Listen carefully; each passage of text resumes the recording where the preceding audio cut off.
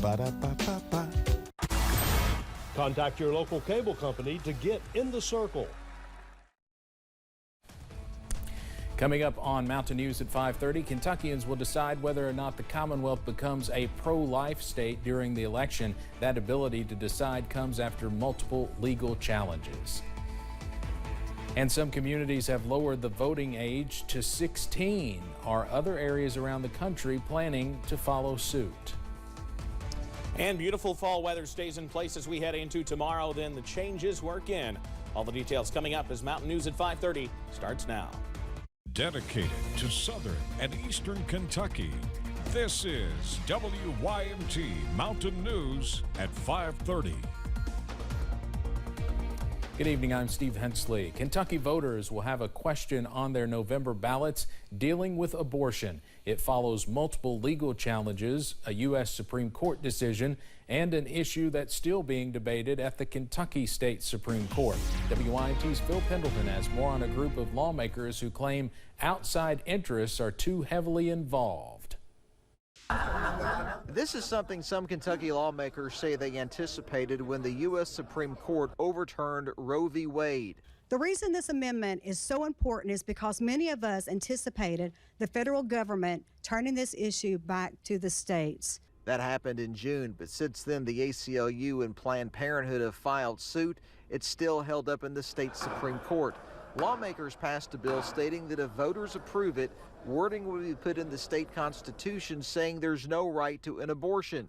Today, lawmakers say that out-of-state interests have spent a lot of money saying all abortions would be banned. Outlaw Representative Nancy Tate says that is false. Under current Kentucky law, abortion is legal if necessary to preserve the life and the health of a pregnant woman with a complicated pregnancy. But others say the amendment will simply codify Kentucky's trigger law banning all abortions. What this extremist law means is that victims of rape and incest have no options, and in fact their rapist has more rights than they do about what goes on with their body. Lawmakers pushing the yes vote on the amendment say that it would prevent the state courts from deciding abortion issues. A yes vote on constitutional amendment number 2 protects Kentucky's voters' self-determination to create their own laws, not judges. Many people who consider themselves pro-life are planning to vote no on Amendment 2 because of how extreme it is, and because of this very reason, that it endangers the life of a parent, the life of a mother. Based on what voters decide, the Kentucky Supreme Court is set to consider the issue November 15th. In Frankfort, Phil Pendleton, WYMT Mountain News. The wording of Amendment number 2 would place this line in the Kentucky Constitution, quote, "To protect human life, nothing in this Constitution shall be construed to secure or protect a right to abortion or require the funding of abortion." Governor Andy Beshear and other state leaders laid out the priorities in what he dubbed the Education First plan this morning.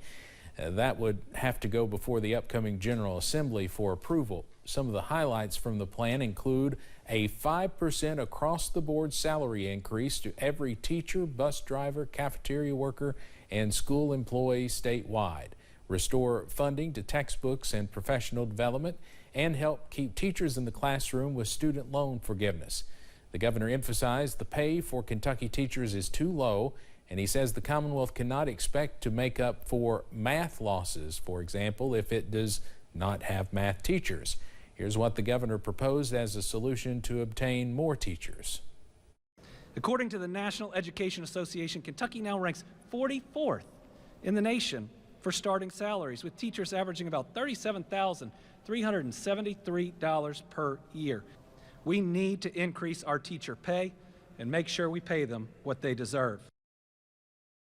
Kentucky Education Commissioner Dr. Jason Glass also discussed teacher staffing shortages across the state during the news conference. Glass said the state needs to attract people into the teaching profession who are willing to devote the years of their lives that it takes to master the art and science of teaching. Glass said teaching is not a job everyone can or should do, and it needs to be celebrated and recognized.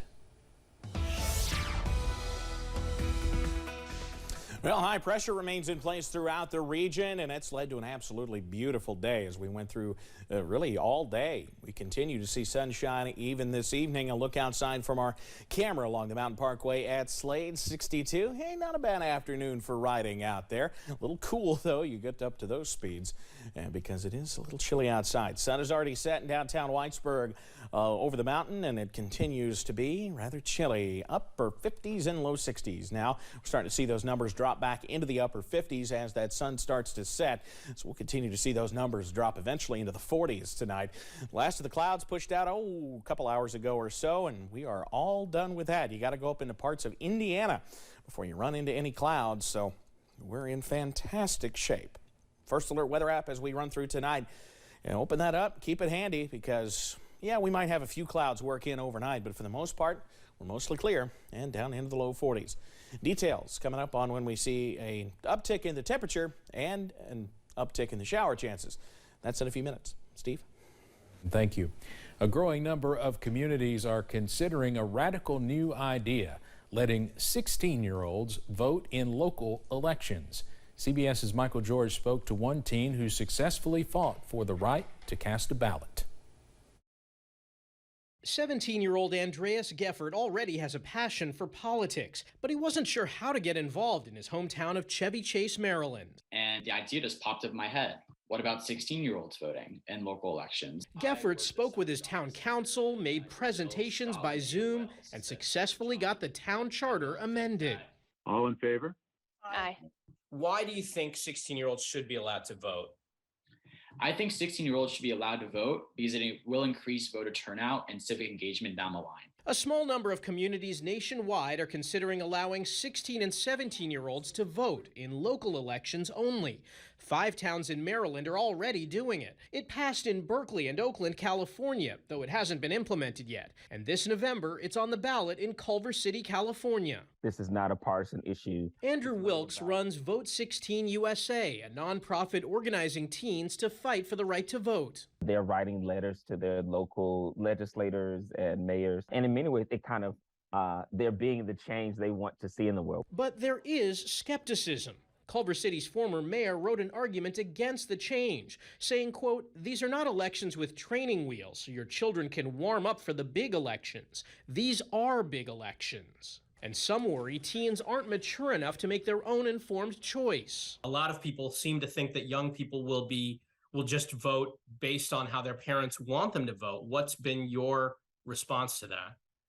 Yeah, the research simply doesn't indicate that youth voting is a mirroring of what their parents have done. A lot of these local issues affect us. Geffert argues if he can get a job and pay taxes on his salary, he should have a voice. Michael George, CBS News, New York.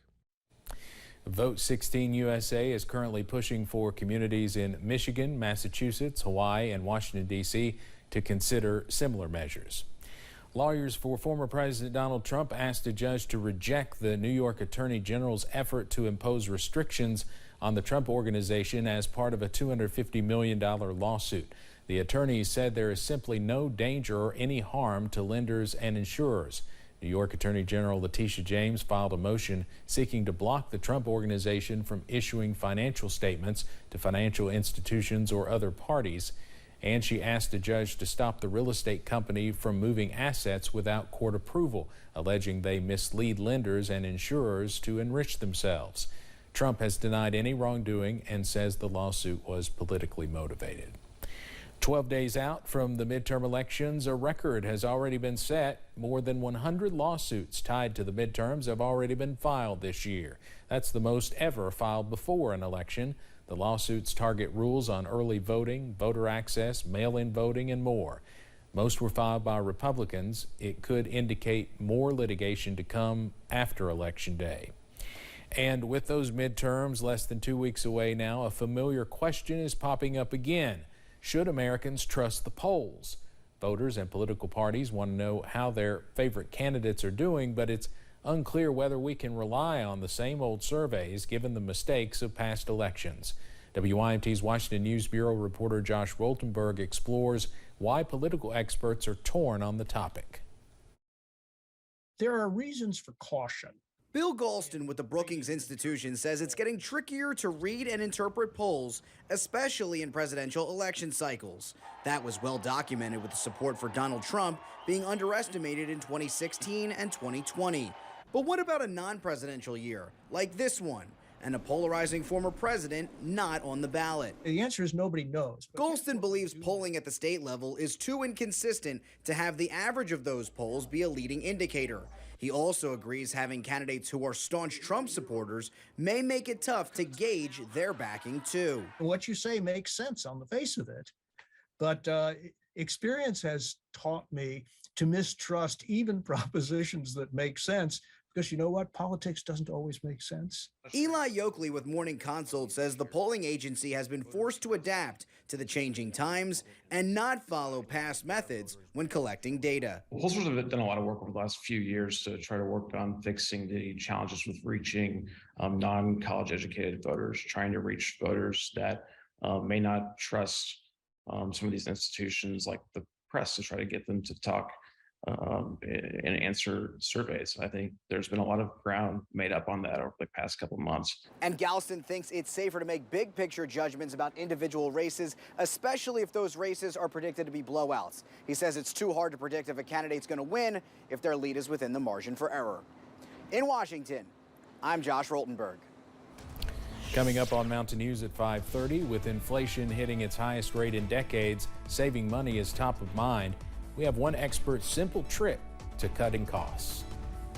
Well, sunshine's still around as we head into tomorrow, but what about as we head into the weekend? Those details coming your way.